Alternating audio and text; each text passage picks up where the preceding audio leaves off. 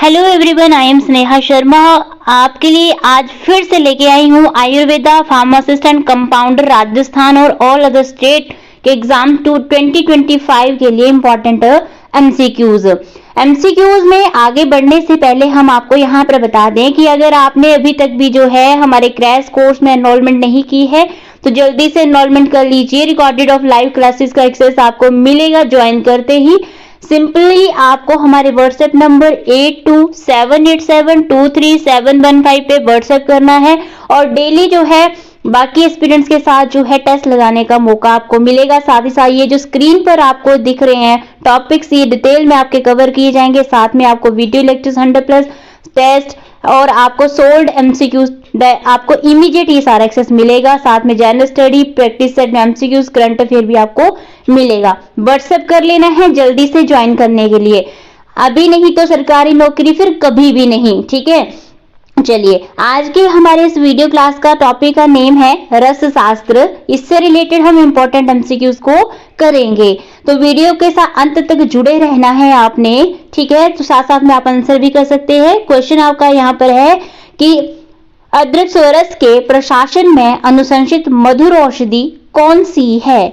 Which sweet drug is recommended in the administration of अदरक स्वरस? Option A गुदा, B शर्करा, सी मधु and option D है none of these. तो इसमें आपका कौन सा आपको लग रहा है कि राइट आंसर है? साथ साथ में आंसर लगाइएगा आप भी।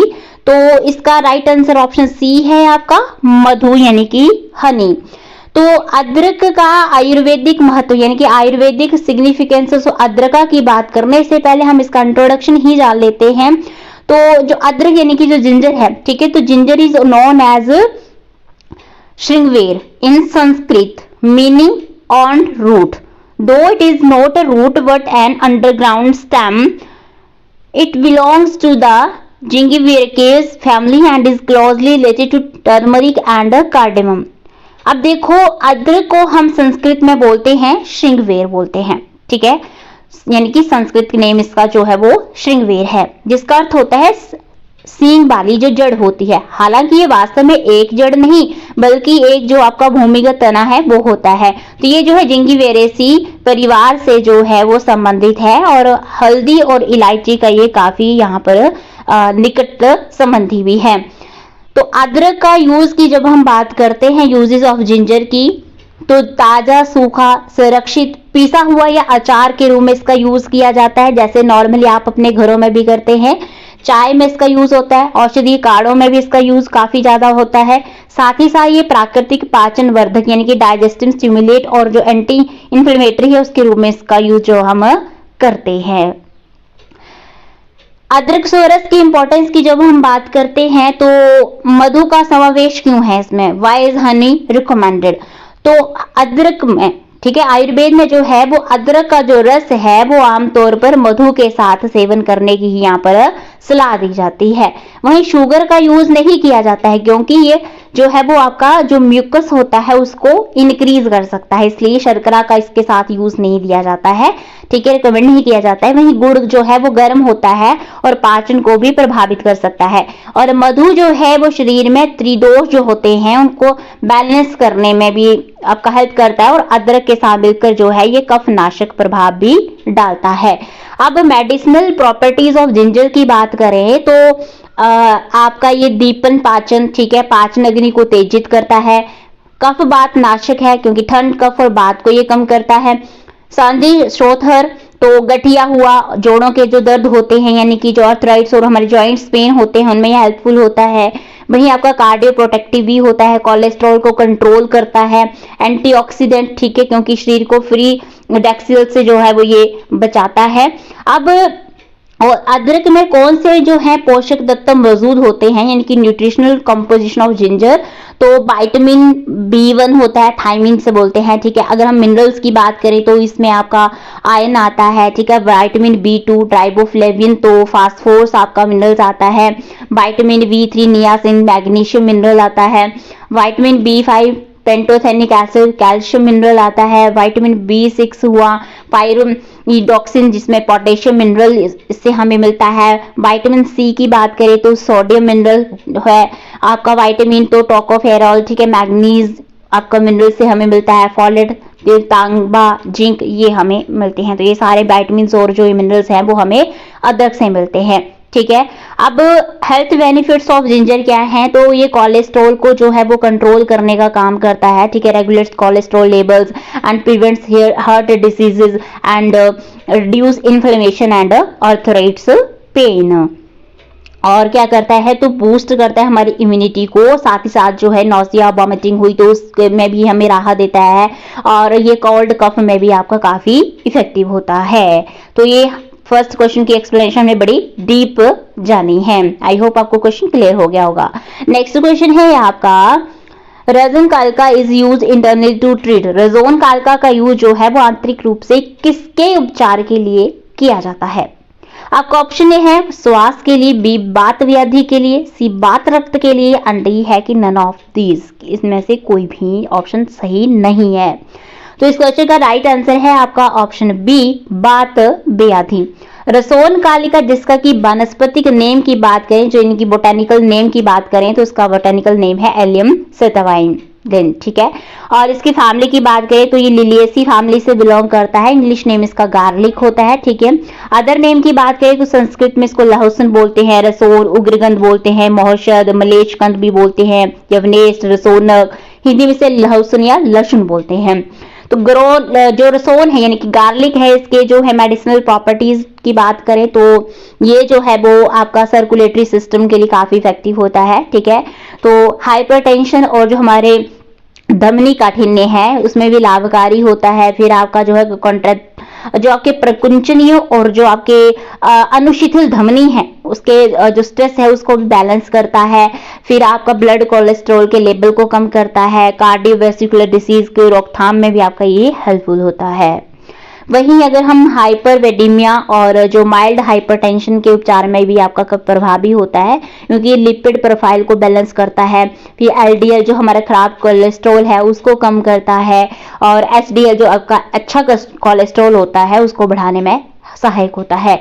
ब्लड प्रेशर को भी कंट्रोल करने में हेल्पफुल होता है। फिर एंटीबैक्टीरियल इसमें जो प्रॉपर्टीज होती हैं, जैसे बैक्टीरिया, फंगस, वायरस है तो उसके संक्रमण को रोकने में भी आपका ये हेल्पफुल होता है।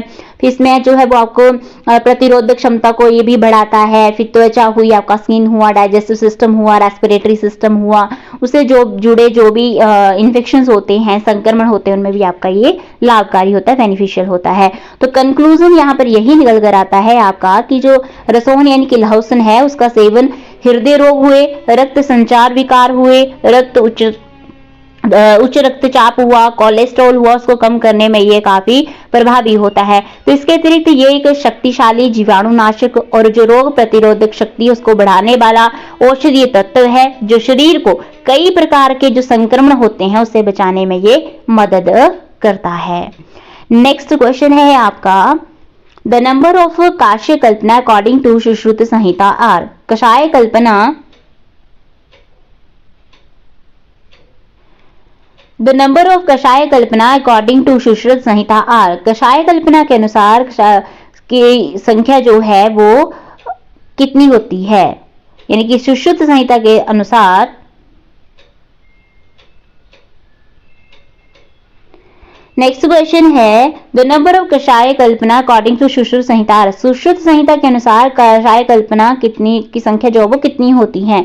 8, 5, 7 या 6 कितनी होती है? तो इस क्वेश्चन का जो है वो आपका राइट आंसर है ऑप्शन डी यानी कि 6 होती है। अब 6 कौन सी? सोरस यानी कि ताजा जूस, कलका यानी कि बारीक पेस्ट, क्वाथ यानी कि काढ़ा, हिमा यानी कि शीत आसव, फांट यानी कि फैंटा, गर्म आसव और कशीर, ये 6 इनकी संख्या। नेक्स्ट क्वेश्चन है, the number of kashaya kalpana according to Sushruta संहिता। सुश्रुत संहिता के अनुसार कषाय कल्पना कितनी की संख्या जो वो कितनी होती है? 8, 5, 7 या 6 कितनी होती है? तो इस क्वेश्चन का जो है वो आपका राइट आंसर है ऑप्शन डी यानी कि 6 होती है। अब 6 कौन सी? सोरस यानी कि ताजा जूस, कलका यानी कि बारीक पेस्ट, क्वाथ यानी कि काढ़ा, हिमा यानी कि शीत आसव, फांट यानी कि फैंटा, गर्म आसव और कशीर, ये 6 इनकी संख्या होती है। नेक्स्ट आपका यहाँ पर अब है कि the number of kashaya kalpana according to चरक संहिता। चरक संहिता के अनुसार कषाय कल्पना की संख्या कितनी है? अभी हमने सुश्रुत संहिता के अनुसार जाना 6, तो इनमें आपने बताना है कि 8, 5, 7, 6 कितनी होती है। तो चरक संहिता के अनुसार जो है संख्या होती है इनकी 5। आयुर्वेदिक विज्ञान में जो है वो मूल प्रक्रिया के रूप में 5 प्रकार के कषाय कल्पना यानी कि फार्मास्टिक्स जो है वो बताए गए हैं, जो रोगियों में तत्काल उपयोग के लिए कम समय तक उपयोग में रहते हैं, जिसमें आपका आ जाता है सोरस, ताजा जूस, कलका, क्वाथ, हीमा और फांट। ठीक है, तो जब हम ताजा रस सोरस की बात करते हैं तो सोरस को रस, स्वरस और सद्यगृहित रस के नाम से भी हम जानते हैं। ये जो है एक ताजा हरी जड़ी बूटी से निकाला गया रस, जिसे कि अच्छी तरह से मसलकर कपड़े से निचोड़ा जाता है, उसे हम बोलते हैं सोरस। आमतौर पर इस औषधि का यूज जो है वो रस को तुरंत प्राप्त करने के लिए हम करते हैं। अगर हम स्रोत और विधि के आधार पर सोरस कल्पना जो की बात करें तो ये 3 प्रकार की होती है। एक हरे और ताजे पौधे की औषधियां, हरितौषध जैसे गुड़ूची सोरस हुआ, सूखी कच्ची औषधियां जैसे कि शुष्कौषध हुआ, पुष्पका रस यानी कि गर्मी प्रसंस्करण में उदाहरण आपका बांसपात्र पुष्पका होता है। वहीं नेक्स्ट ऑप्शन आपका जो दूसरी संख्या थी आपकी कलका पेस्ट। तो औषधि सामग्री विशेष रूप से जो वनस्पति स्रोत होते हैं या पौधों की औषधि है उससे प्राप्त कच्चे पदार्थ को, चाहे वो ताजा है या सूखी अवस्था में, उसको भिगोया जाता है, पहले डिप किया जाता है, फिर इसको गीला कर दिया जाता है या थोड़े पानी के साथ इसको मिलाया जाता है। और जो पेस्ट या गांठ कलका तैयार करने के लिए क्या किया जाता है, बर्तन या उपकरण जैसे ग्राइंडर मिक्सर में जो इसको पीस लिया जाता है। तो कालका को जो है प्रक्षेप, अवपाह और कालका भी हम कहते हैं। तो कालका को हरे या ताजे के साथ जो है सूखे औषधि पदार्थ से भी जो है वो तैयार किया जा सकता है, जैसे नीम पत्र कालका होता है। अगर हम क्वाथ काढ़ा की बात करें तो क्वाथ जो है वो मोटे पाउडर या औषधियों को 4, 8 या 16 बार, मृदु द्रव्य नरम औषधि के लिए 4 बार और मध्यम जो द्रव्य है मध्यम औषधि उससे 8 बार और कठिना द्रव्य कठोर औषधि के लिए 16 बार जो पानी में उबाल कर बॉयल कर जो है वो इसका 1/4 जो पार्ट है यानी कि 1/4 शेष जो रह जाने पर कपड़े में इसको छान कर प्राप्त करने के जाने वाला ये काढ़ा है, जैसे कि त्रिफला कपात हम जो है वो प्राप्त करते हैं। नेक्स्ट यहाँ पर है आपका हिमा शीतासव। तो कच्ची औषधि को इसमें पीस कर ये दरदरा जो है वो इसका चूर्ण बनाकर यानी कि 1 पला इक्वल टू आपका 48 ग्राम की मात्रा में मिलाकर क्या करेंगे, रात भर इसको हम पानी में भिगो कर रखते हैं 6 पला यानी कि 288 ग्राम की मात्रा में। सुबह इसे छानकर औषधि द्रव्य एकत्र किया जाता है, जिसे कि हिमा शीतासव हम कहते हैं। तो इस प्रकार से जो है वो हिमा कषाय को ठंडे पानी में तैयार किया जाता है, जबकि फैंटा को गर्म पानी में जो है वो बनाया जाता है। तो सामान्य अनुपात के अनुसार 24 ग्राम चूर्ण औषधि को 144 मिली पानी में जो है मिलीलीटर पानी में भिगोकर रात भर के लिए क्या किया जाता है, रख दिया जाता है और फिर अंत में जो है सुबह तरल को जो लिक्विड होता है उसको छान लिया जाता है, जैसे कि धान्य का हीमा होता है। आगे हम अगर फैंट की बात करें यानी कि फैंटा गरम आसव की, तो सबसे पहले औषधि पदार्थ का चूर्ण या मोटा चूर्ण जो है वो तैयार कर लिया जाता है, फिर उसे क्या किया जाता है, गर्म पानी में मिलाकर उबलने की अवस्था में कुछ समय के लिए ही ऐसे ही रख दिया जाता है। जब ये ठंडा हो जाता है तो उसे छान लिया जाता है और इस औषधीय द्रव को फैंटा कहते हैं, जैसे कि यष्टि मधु फैंटा होता है। नेक्स्ट क्वेश्चन है आपका the number of kashaya kalpana according to Kashyapa Samhita are. अब कश्यप संहिता के अनुसार कषाय कल्पना की संख्या कितनी होती है, 8, 5, 7 या 6। इंपॉर्टेंट क्वेश्चन है आपके एग्जाम के लिए ये। तो इस क्वेश्चन का जो है वो आपका राइट आंसर है ऑप्शन सी यानी कि 7। अब ये 7 कौन कौन सी होती हैं, स्वरस, कलका, क्वाथ, हिमा, फांट और क्षीर एंड 7वां आपका इसमें मध्य आता है। नेक्स्ट क्वेश्चन है आपका Acharya Sharngadhara has suggested use of following variety of chandan in preparation of churna kalpa. आचार्य शरणधर ने चूर्णकल्प की तैयारी में चंदन की निम्नलिखित किस्म के यूज का सुझाव दिया है। आपका श्वेत चंदन का, आपका रक्त चंदन यानी कि यहाँ पर ये ऑप्शन नीचे आएगा रक्त चंदन या दोनों ABC, ऑप्शन डी है नन ऑफ द अबव यानी कि नन ऑफ दीज। तो किसका यूज किया जाता है, ऑप्शन ए श्वेत चंदन का यूज किया जाता है। तो डियर एक्सपीरियंस ये थे हमारे आज के आयुर्वेदा फार्मासिस्ट एंड कंपाउंडर के ऑल स्टेट एग्जाम के लिए important MCQs in detail. I hope आपको हमारा आज का वीडियो पसंद आया। वीडियो पसंद लाइक शेयर जरूर कीजिएगा, कमेंट सेक्शन में अपनी वैल्यूएबल फीडबैक भी जरूर दीजिएगा। और अगर आपने अभी तक भी जो है हमारे क्रैश कोर्स में एनरोल नहीं किया है तो हमारे एक्सपर्ट्स के द्वारा पूरा क्रैश कोर्स आपके लिए लॉन्च कर दिया गया है। टाइमली प्रिपरेशन बहुत मैटर करता है क्योंकि कॉम्पिटिटिव एग्जाम है, गवर्नमेंट जॉब अगर आपका सपना है पाना, ठीक है, तो उस सपने को साकार करने के लिए जल्दी से व्हाट्सएप कीजिए, अभी नहीं तो फिर कभी नहीं। सरकारी नौकरी, पक्की नौकरी आपके हाथ में जल्दी आ सकती है, टाइमली प्रिपेयर कीजिए। व्हाट्सएप कीजिए 8278723715 पे। मिलेंगे अब आपसे नेक्स्ट वीडियो क्लास में। Thank you.